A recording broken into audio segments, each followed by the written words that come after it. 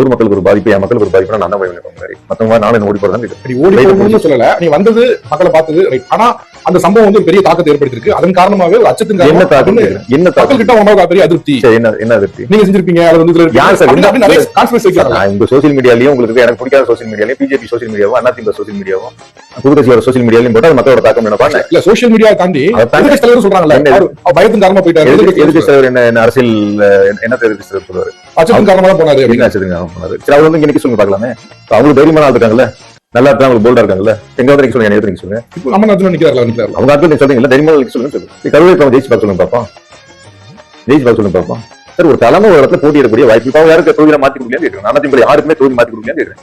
மாத்தி கொடுத்துருப்பாங்க. பட் உங்களை வந்து நீங்க வந்து பாண்டிச்சேரியில பிறந்த ஒருத்தர் வந்து ஒரு கட்சியில சேர்ந்து டீனர்ல வந்து நிப்பாரான், அது ஒன்றும் விமர்சனம் வராதான். நான் இந்த ஊர்ல 4 வருஷம் வேலை செஞ்சு மக்களுக்கான ஸ்கீம் முதலமைச்சர் கேட்டு வாங்கி கொண்டு எல்லாத்தையும் செயல்படுத்திட்டு 60 1.5 மணி நேரம் டிராவல், 2 மணி நேரம் டிராவல்.